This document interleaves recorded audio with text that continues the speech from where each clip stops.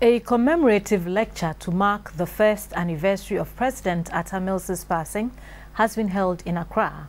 The main speaker, Professor Kwamena Ahwoi, was joined by others to remind Ghanaians to let the death of former President Atta Mills unite rather than divide us. Sarah Ofori reports. His comrades saw him as a statesman with exceptional charisma.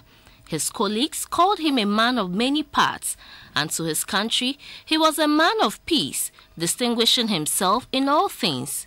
The first anniversary commemorative lecture in honor of the late President John Evans Atta Mills did not only bring to bear his legacies, but it dawned on the audience a sense of loss as they listened with rapt attention.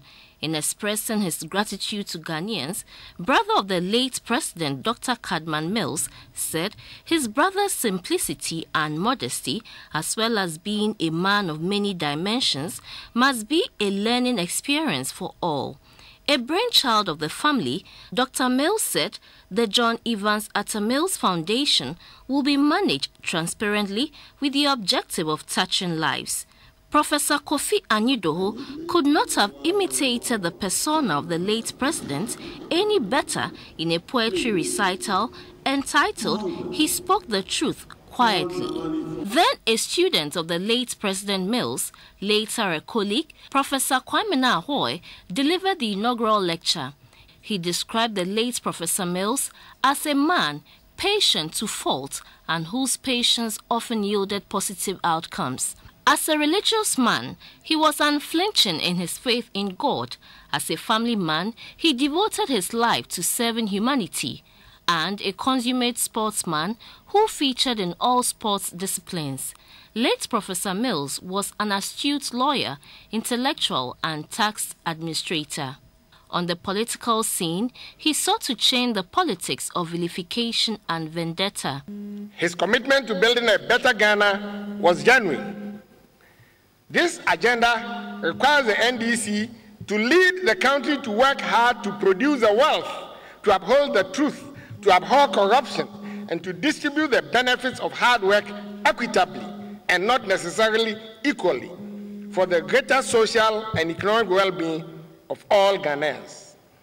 It means every generation leaving Ghana a better place than they came to meet it. In this, he was determined to build on the successes of his predecessors, not making exception to whichever political party had been responsible for what. Because of politics, President Mills endured undignified insults and vituperations from all sorts of characters in his time. It was not as if the persons who indulged in this pastime of infamy misunderstood the good professor. On the contrary, they perfectly understood him, except that they knew he was too good and too decent a person to be involved in the nasty and adversarial game of politics. Let Ghana use the death of President Mills to unite. Let his death remind us of the reason why we named him Asomdwehin. A photo exhibition was mounted for viewers to relive the memories of the late president. GTV News asked some members of the audience their impressions about the lecture. My expectations were met because I wanted to hear how Professor Mills, as President of the Republic of Ghana, extolled the virtues and the values that always united Ghanaians. And I heard that. I have been impressed with the capacity of the man to combine so many talents. And that in politics, particularly for our younger generation, they need to be inspired with a role model, that politics can be clean. As the years go on, I'm sure we'll have better ones, but this one is solid and fantastic. And it captions all the accolades of our late president. Apparently, the day of President Mills' death, otherwise written 24/7/12, is now being connoted as he being with us 24 hours in a day, 7 days in a week, and 12 months in a year.